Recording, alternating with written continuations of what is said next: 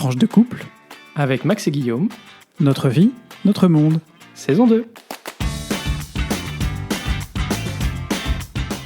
Bonjour, bonsoir, nous sommes Guillaume et Max, et nous sommes très heureux de vous retrouver pour ce 16e épisode de la saison 2 de Tranche de couple. Épisode qu'on a choisi d'intituler « Ça s'en va et ça revient ». Petit rappel pour ceux qui nous rejoignent peut-être pour la première fois, le podcast est diffusé le lundi tous les 15 jours et entre-temps on se retrouve aussi sur notre page Facebook et sur notre compte Twitter, toujours tranche au singulier, le chiffre 2, couple au singulier, comme le nom du podcast. Vous pouvez aussi nous envoyer un message par email sur l'adresse tranche au singulier, le chiffre 2, couple au singulier, @gmail.com. Pour terminer cette introduction, on compte toujours sur vous pour faire connaître ce podcast autour de vous. Et comme toujours, si vous le pouvez, mettez-nous une note et un commentaire sur Apple Podcasts. C'est encore aujourd'hui le moyen le plus efficace pour accroître la visibilité de Tranche de couple. Alors, on commence notre podcast, comme d'habitude, par la rubrique Actu. Et la dernière fois, Guillaume, vous avez annoncé un petit feuilleton sur les vaccins. Et donc aujourd'hui, c'est la deuxième partie. Absolument, ça s'en va et ça revient comme un vaccin européen. On avait parlé lors du podcast précédent de ces vaccins, de cette saga au sein de l'Union européenne de la commande des vaccins et combien ça avait été compliqué au début à lancer. Et puis on s'était arrêté sur justement les différents leviers on s'était arrêté, non justement, j'avais prévu de vous parler aujourd'hui des différents leviers de négociations qui ont été ou qui vont être utilisés jusque-là pour accélérer ce processus de vaccination dont on sait qu'il est très important. Alors d'une part, on peut revenir sur le fait que la firme Pfizer a annoncé qu'ils allaient livrer 10 millions de doses supplémentaires dès ce trimestre à l'Union européenne, qui a annoncé qu'elle serait attribuée avec justesse, mais aussi une intention particulière pour aider les pays les plus touchés ou ceux qui avaient omis de commander chez eux, c'est la faute à l'Europe évidemment, les vaccins qui sont les mieux distribués en ce moment. Enfin, en gros, tous ceux qui avaient commandé un peu trop d'AstraZeneca. Coucou Sebastian Kurz, coucou Alexander De Croo. Et d'autre part, et là c'est moins drôle, avec justement AstraZeneca qui est embourbé dans ses obligations contractuelles intenables entre le Royaume-Uni et l'Union européenne.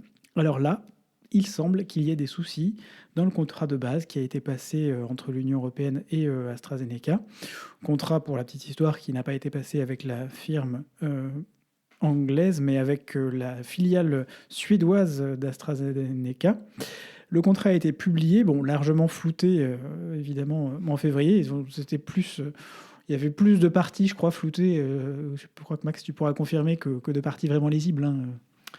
Oui, après, comme le floutage avait été un peu mal fait, en fait, en regardant C'est vrai, un petit peu, on arrivait à voir le contenu. Lol. Bref, hashtag boulet.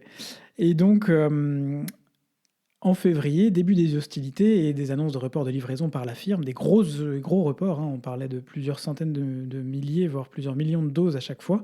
Elle avait prévu de livrer au premier semestre autour de 80 millions de doses, au premier trimestre, 80 millions de doses à l'Union européenne. On en était au final, je crois, autour de 20 millions.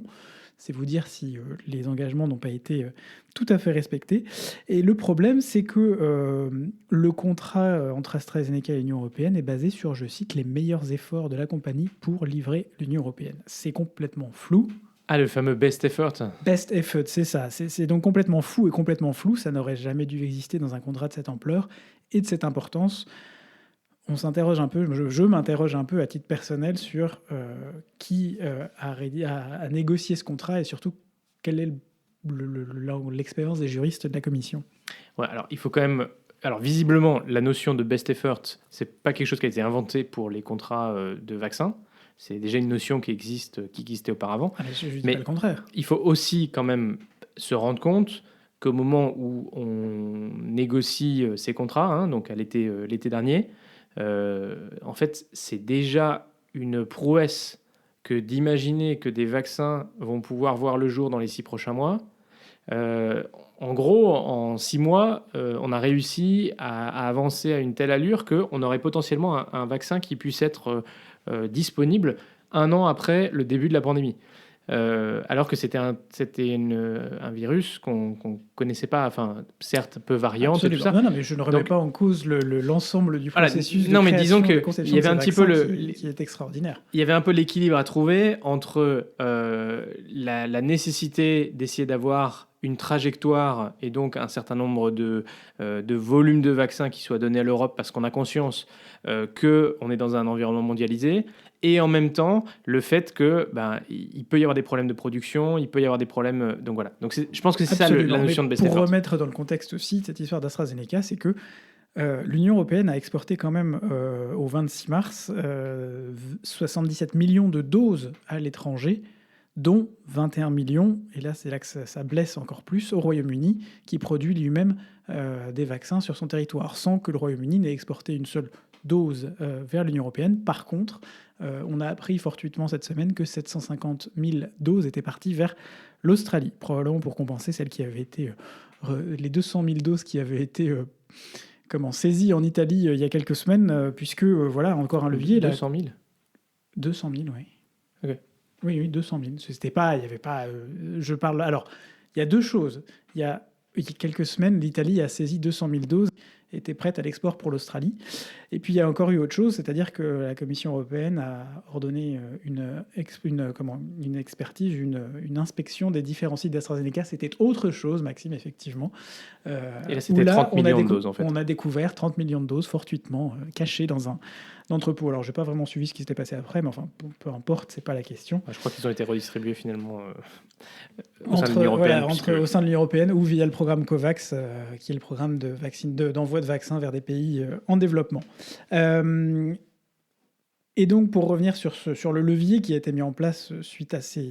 Voilà, puisque l'Union européenne s'était rendu compte qu'il y avait quand même un vrai souci là-dedans. Fin janvier, il y a un mécanisme de contrôle des exportations qui a été lancé avec pour objectif d'éviter une fuite des vaccins produits en Europe vers des pays tiers, en particulier ceux qui produisent déjà des vaccins. Suivez mon regard.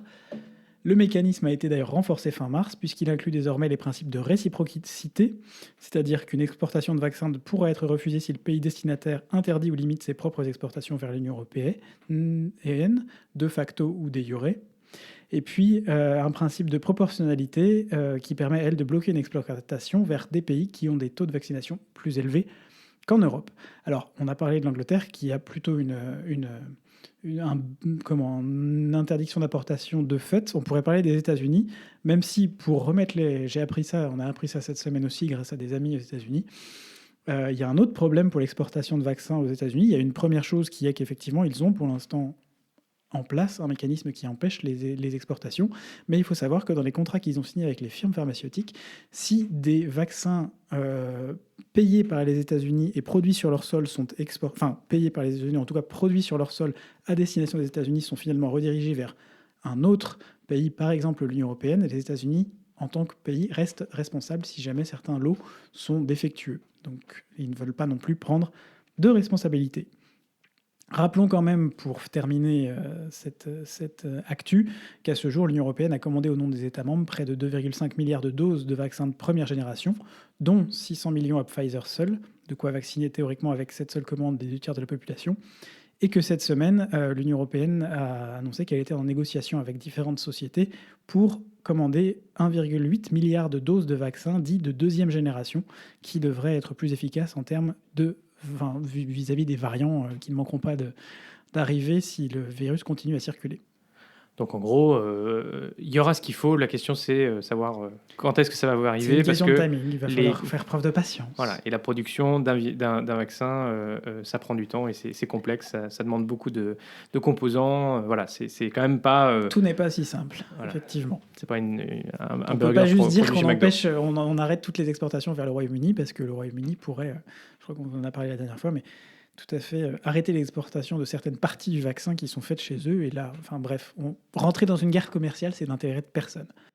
Bon, alors, petit moment un peu léger, ce qui a beaucoup occupé l'actualité en On va France. vous Ça nous parler a fait restaurant. beaucoup, enfin, rire. Bon, non, rire un peu jaune quand même. C'est cette histoire de resto clandestin et notamment en fait, de plats très chers qui ont été vendus dans des clubs privés par un chef de la jet set, Monsieur Leroy, et puis bon, je sais pas, un organisateur de la jet set ou un membre de la jet set. Un collectionneur fan de Napoléon, Jean-Pierre, Voilà. Jean-Paul, Jean-Marc, Chalençon. Jean-Pierre Chalençon, qui avait déjà fait parler de lui il y a quelques mois, suite à, je sais plus, il y avait une histoire avec une émission de télé, enfin bref, un mec, deux mecs, pardon, déjà pas très clean à la base. Voilà, et donc ils ont organisé des dîners clandestins. D'ailleurs, ils s'en cachaient pas, hein, ils avaient des publications sur Instagram. D'ailleurs, ce qui a déclenché, n'est-ce pas, pas mal de rires et de moqueries, parce que les plats qui étaient proposés, alors qui étaient probablement pas vendus 400 €, qui était le menu le plus cher visiblement dans ce resto clandestin chez Monsieur Chalençon, au Palais Viviane. Voilà, et donc cette semaine, il y a eu des grandes polémiques parce que un des serveurs a dit qu'il y avait un membre du gouvernement qui était présent. Alors Depuis Chalençon le a début, dit le souci, c'est que Chalençon avait balancé qu'il y avait un ministre qui Oui. était prévu, qui avait assisté à un des dîners. Non, il a dit j'ai mangé dans certains restaurants clandestins avec des membres du Bien suivi gouvernement. l'histoire en fait, toi. Oui, mais donc c'était pas forcément chez lui. C'était pas clair C'était un depuis le peu début. flou. Puis après, il a dit que c'était un poisson d'avril. On a eu droit au poisson d'avril. Et du coup, après, ils ont tous les deux été perquisitionnés et mis en garde à vue. Voilà. End of story. On n'est pas sûr. Non, quand même. Il y a des gens qui ont reconnu qu'ils avaient dîné avec lui. Absolument. On a appris aujourd'hui qu'il y a un ministre, pas les ministres, d'ailleurs, en exercice. Non, vous vous souvenez de c'était quoi déjà sa petite phrase? Les étrangers, c'est quand il y en a pas, quand il y en a un que c'est le problème, c'est quand il y en a plusieurs. Allez, on parle de qui là? Allez, réfléchissez un peu. Un ministre, Roux, Auvergnat, Brice Hortefeux. Et voilà, bingo. Brice Hortefeux a donc été avoué avoir été de bonne foi, je dis bien de bonne foi, mangé dans un restaurant clandestin alors que les restaurants sont fermés. Oui, je vous laisse méditer.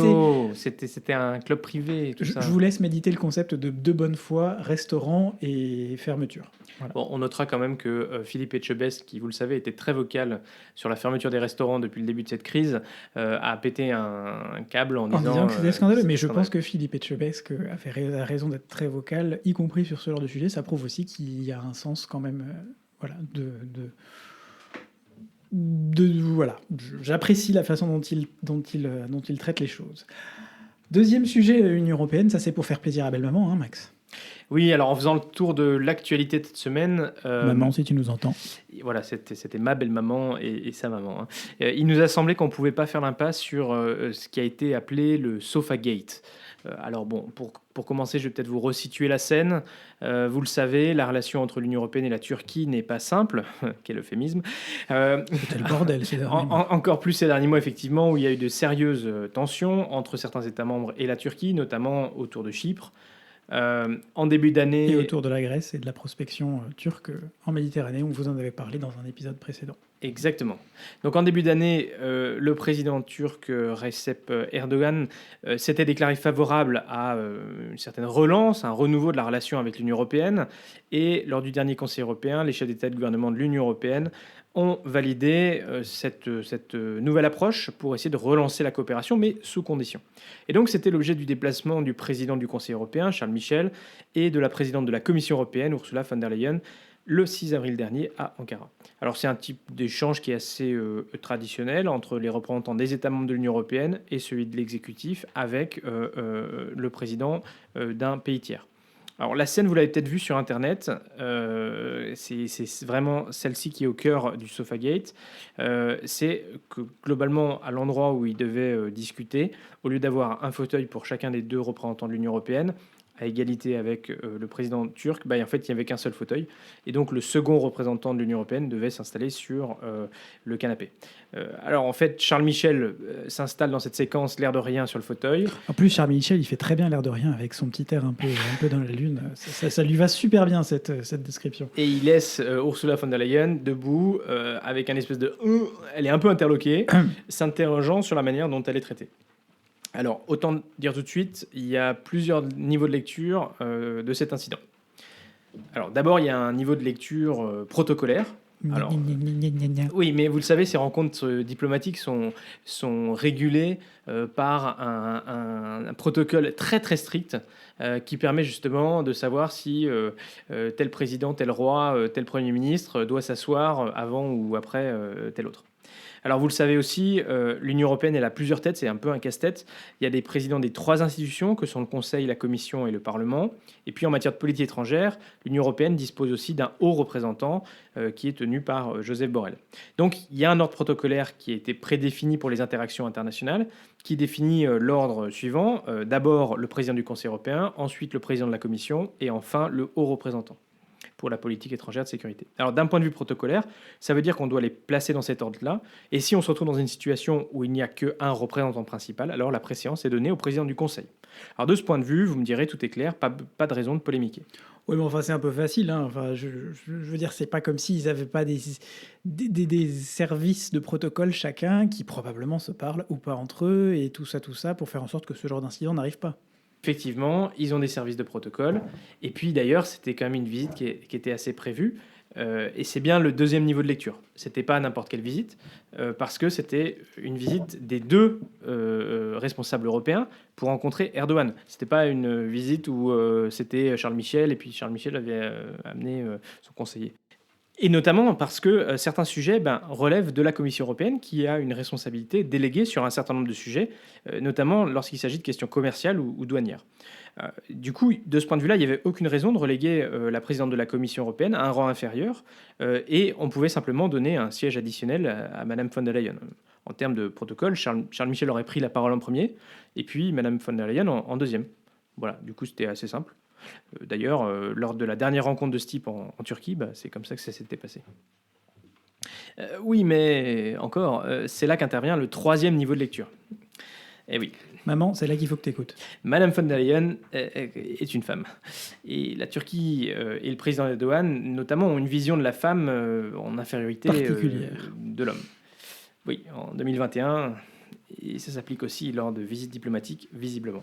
Donc le choix de ne pas mettre Ursula von der Leyen sur un fauteuil, mais de la reléguer sur un canapé à distance, témoigne d'une volonté de marquer cette différence, qui n'était pas marquée comme telle dans le passé, lorsque la présidence de la Commission était tenue par un homme, justement. Alors rappelons également que la Turquie a décidé en mars dernier de se retirer de la Convention du Conseil de l'Europe sur la prévention et la lutte contre la violence à l'égard des femmes et à la violence domestique, signée en 2011. Par la Turquie ? À Istanbul. Ah, en plus. Eh oui. Ça craint. Et donc tout un symbole et naturellement un enjeu de la relation entre la Turquie et l'Union européenne, puisque dans toutes les coopérations de l'Union européenne, la question des valeurs et des valeurs partagées est un élément extrêmement important. Et alors c'est dans ce contexte que la réaction, ou plutôt l'absence de réaction de Charles Michel, a choqué. Oui, parce que du coup, il aurait dû identifier le problème et ne pas simplement s'asseoir comme si de rien n'était. Il en va justement des valeurs que l'Union européenne se doit de porter dans sa représentation à l'étranger. Et certains ont dit qu'il aurait pu lui laisser sa place. C'est sûr, il aurait ainsi envoyé un clair message au président turc. Mais je pense que plus simplement, de mon point de vue, il aurait dû rester debout en faisant remarquer qu'il manquait une deuxième chaise. Mais au final, le pire, c'est que c'est en fait plutôt pour l'Union européenne que ça craint. Oui, parce que d'une part, en montrant les rivalités entre les 2 institutions et l'impossibilité de présenter un front uni européen, parce qu'en fait, en réalité, le problème, il aurait dû être identifié dans la pré-visite, mais il se trouve que apparemment, il n'y avait que des conseillers diplomatiques de Charles Michel qui sont venus et pas de conseillers diplomatiques de la Commission européenne. Les Allemands et les économies de budget. Je crois que ça craint pour le chef du protocole à la Commission. Comme disait Gérard Haraud, il y en a deux qui vont sauter. Le président le chef du protocole. Le protocole de la Commission et l'ambassadeur européen à Ankara. Alors, deuxième raison pour laquelle ça craint, c'est qu'on parle que de ça, alors qu'il y avait de vrais enjeux dans cette visite pour la relation avec la Turquie, y compris d'ailleurs sur ce sujet de la sortie de la Convention d'Istanbul par Ankara. Et enfin, une nouvelle fois, malheureusement, l'Union européenne se trouve humiliée sur la scène internationale après la visite de Josep Borrell à Moscou. On en avait parlé. Bon, en gros, il reste beaucoup de chemin à parcourir et les Turcs doivent doucement pousser. Divisé pour mieux régner, on est dedans. Alors, on passe à notre petit point belgitude. On va passer sur un point beaucoup plus léger, beaucoup plus légumes, verdure et fraîcheur, n'est-ce pas? Puisque je vais vous parler du chicon, patrimoine immatériel de la Belgique. Et d'abord, si je vous dis je suis con, vous me dites? Moi aussi. Ha ha ha. Qu'est-ce qu'on est drôle aujourd'hui, on a bouffé du clown. Le chicon belge n'est en réalité autre chose que notre endive française. Enfin, pas vraiment, puisque le chicon a été créé à partir de la chicorée, quelque part dans le courant du 19e siècle, en Belgique et à Bruxelles plus précisément, probablement, mais pas certainement, par l'un des chefs jardiniers du jardin botanique de Bruxelles. Ah c'est con, du coup on a dû garder le mot chicon, du coup même, y compris en français.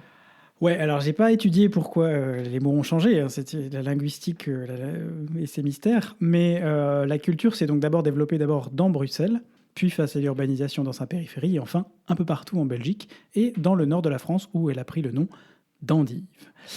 C'est un légume qui continue à faire fureur, et c'est à l'initiative des compagnons du Wittlof et des ASBL Sputnik et de Brigade. Ah oui, Wittlof, c'est le mot néerlandophone pour chicon. Donc chicon, endive, Wittlof, vous suivez, c'est la même chose, en gros. C'est bon? Compris? Bon. Et on en est fort heureux parce que finalement, c'est un légume qui est aux possibilités infinies. Chicon braisé, chicon au gratin, chicon au jambon. Ah oui, chicon au gratin, chicon au jambon, c'est la même chose, mais en Belgique et en France. Ouais, bon, tout ceci est très compliqué. En salade, c'est donc un légume qu'on utilise au quotidien. Pendant la saison d'hiver, on s'en lasse un peu à la fin, on a hâte de passer à autre chose, mais en attendant, bon appétit. Et qui a donc été classé au patrimoine immatériel de Bruxelles. Absolument, c'est ça. Le chicon fait pareil maintenant, patrimoine immatériel à Bruxelles. Excellent. Alors on passe maintenant à la rubrique vie de couple. Absolument. Et Guillaume, tu voulais parler d'anniversaire confiné ? On a déjà fêté son anniversaire à Max il y a 2 semaines. Hein. C'était juste avant le début du confinement. C'était le jour du début du confinement. Moi, j'ai traditionnellement mon anniversaire 2 semaines après Max. Tous les ans, c'est à peu près 2 semaines, hein, un ou 2 jours près. Hein? Oui, c'est 2 tous semaines. Les ans, c'est pile poil 2 semaines après Max.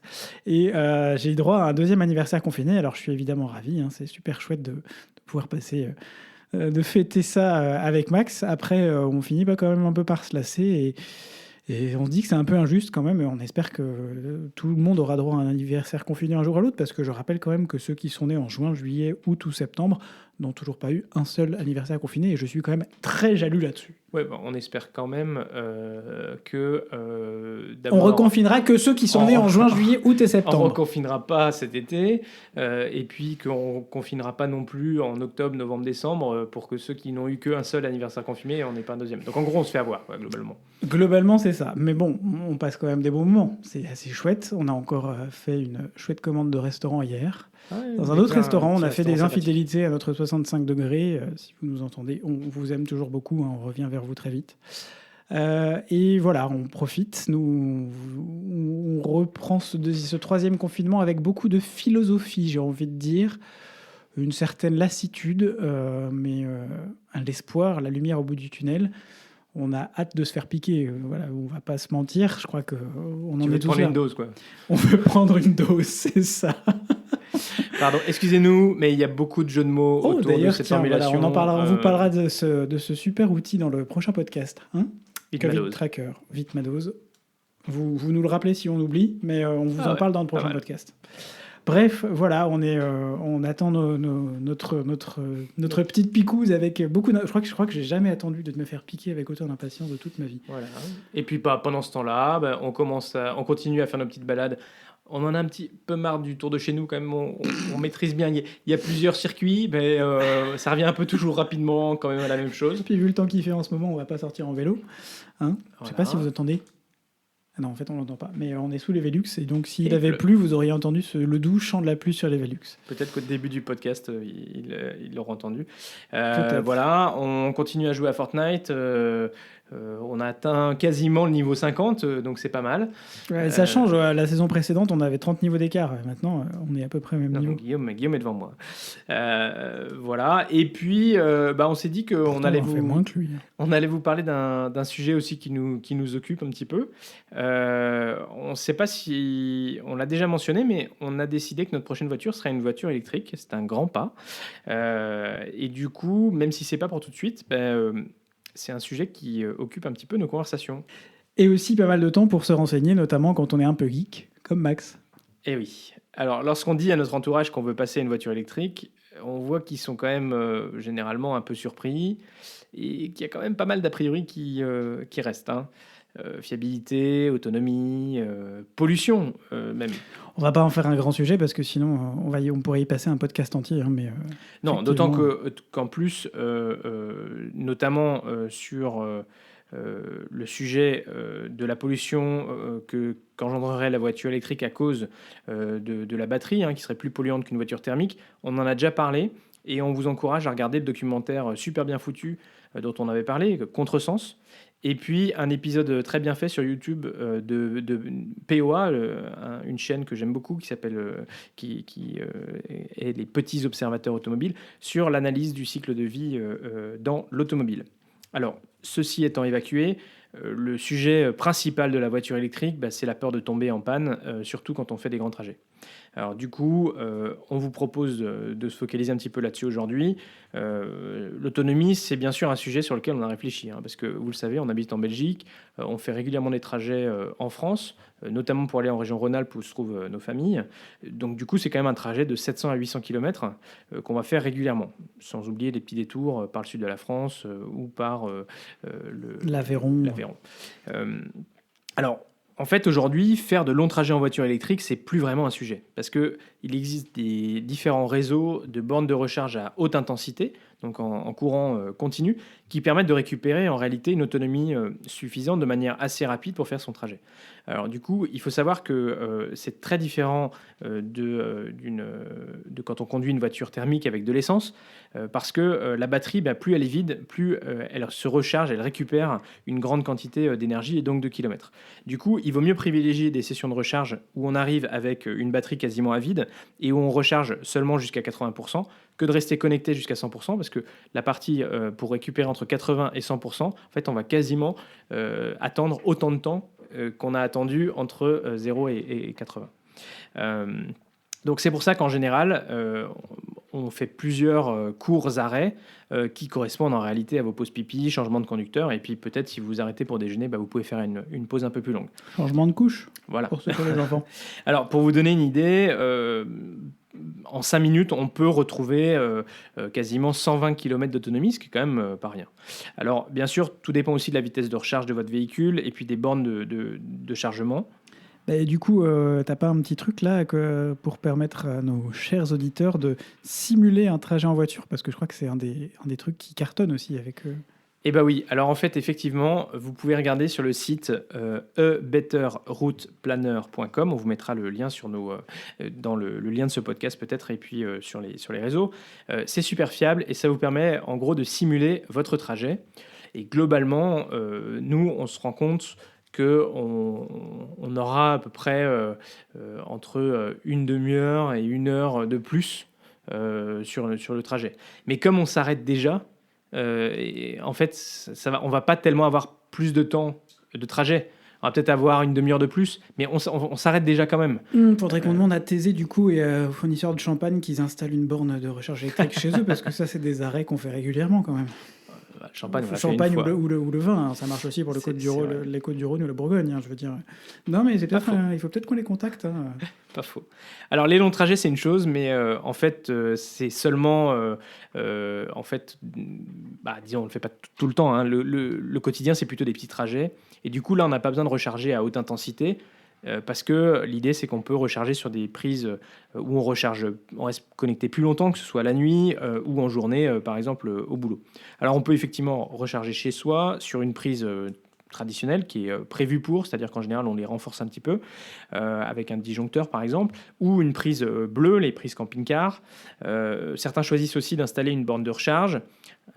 Alors, quand on fait l'analyse, c'est surtout pertinent si on fait beaucoup de kilomètres au quotidien, parce que si vous faites juste 20 kilomètres au quotidien, en gros, sur une prise traditionnelle, ça suffira. Je vous raconte pas combien de temps on a passé cette semaine à essayer de comprendre quel dispositif on pouvait mettre en place dans la maison. Donc, on a une maison qui donne sur la rue, on n'a pas de garage. On s'est posé plein de questions sur comment est-ce qu'on pourrait rechercher cette voiture depuis chez nous. On a pensé, est-ce qu'on devrait acheter un parking? Oui, mais si on achète un parking couvert, est-ce qu'on va avoir le droit d'installer la borne? Oui, mais si on a le droit d'installer la borne, combien ça va coûter? Oui, mais si ça coûte, est-ce que c'est vraiment rentable d'acheter un parking, ou est-ce qu'il vaut mieux trouver une solution devant la maison avec un fil suspendu ou qui passe par terre? Enfin, on a beaucoup réfléchi. Voilà, parce que en fait, la recharge à la maison, c'est celle qui vous coûtera le moins cher.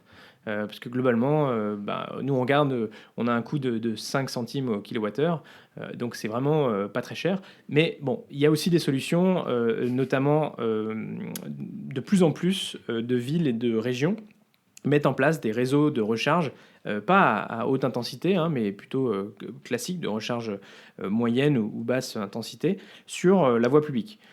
Et du coup, ceux qui n'ont pas de maison ou de parking dans lequel ils peuvent se recharger, ils peuvent se charger sur ces bornes-là. Alors c'est le cas à Bruxelles, hein, où par exemple Total a remporté un marché, il déploie des bornes de recharge dans toute la ville. Tu arrives, tu te gares, tu peux rester gratuitement pendant 6 heures et, si tu es en charge. Et si tu es en charge. Voilà, donc ça, on va dire que c'était un petit point sur l'autonomie. Peut-être qu'on reviendra sur sur d'autres aspects, mais effectivement, c'est un sujet qui non, qui est ça a pris du temps dans notre confinement finalement de réfléchir à tout ça. Vous voyez, on est original et on est originaux et on essaye de varier les sujets. Alors sachez aussi que sur YouTube, vous trouvez vraiment beaucoup de petites vidéos très bien faites, que ce soit sur les voitures, entre ça sur et la Fortnite, recharge. je le vois plus. Voilà, donc c'est une très très bonne ressource. Allez, on passe à la dernière partie. Guillaume, rubrique découverte. Aujourd'hui, tu veux nous parler de la numérisation de la rien à tapisserie voir là. de Bayeux. Ça s'en va et ça revient. La tapisserie de Bayeux, dont vous avez peut-être déjà entendu parler, va s'en aller pendant 2 ans, entre 2024 et 2026, pour revenir en pleine forme en 2026 après une restauration. Pourquoi je vous en parle aujourd'hui? Parce que pour moi, la tapisserie de Bayeux, c'est un peu un rêve de gosse. Quand on allait visiter la région et les plages du débarquement notamment, le musée de la tapisserie, c'était aussi un arrêt obligé. Chevalier, princesse, dragon, enfin presque animaux mystiques en tout cas. Moi, ça m'a toujours fait rêver, même si il vaut a priori mieux rêver à cette époque que d'y être. Quand on grandit, on prend conscience de ça aussi. Et donc la tapisserie de Bayeux, ou tapisserie de la Reine Mathilde, pour vous remettre le contexte, c'est une gigantesque broderie datant du XIe siècle. C'est en fait une sorte de BD ancienne qui nous ramène à une époque comprise entre 1064 et 1066. Et qui nous explique un peu comment Guillaume le Conquérant, duc de Normandie, en a été amené à conquérir pour la seule et unique fois de l'histoire l'Angleterre depuis l'Europe, depuis le continent. Pour l'époque, c'était exceptionnel d'ailleurs qu'elle représente autre chose que des scènes religieuses, religieuses, bien qu'elle ait d'ailleurs été, d'après ce qu'on sait aujourd'hui, commandée par un évêque. Elle est longue de 70-70 mètres, haute de 1,50 m, et c'est l'un des meilleurs témoignages de l'époque qui nous soit parvenu. Pourquoi je vous en parle aujourd'hui? C'est aussi parce qu'elle a été entièrement numérisée en 2017, en presque 3000 photos à l'endroit et au revers, qui ont permis, malgré sa grande fragilité, de la rendre accessible d'abord au corps scientifique, plus largement que ce qu'elle était avant, où les visites et les études sur cette tapisserie, compte tenu de son état et de sa fragilité, étaient assez limitées. Et puis, depuis le mois de février de cette année, elle est accessible à tous et à toutes via le site internet des musées de Bayeux. On vous mettra évidemment le lien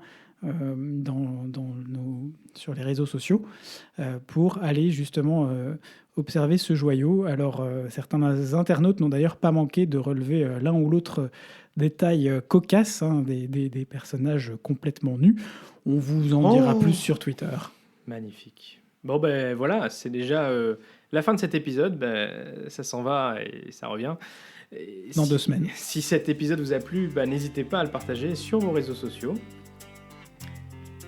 Absolument, on vous retrouve en tout cas pour un prochain épisode. On revient dans 15 jours et d'ici là sur Twitter et Facebook.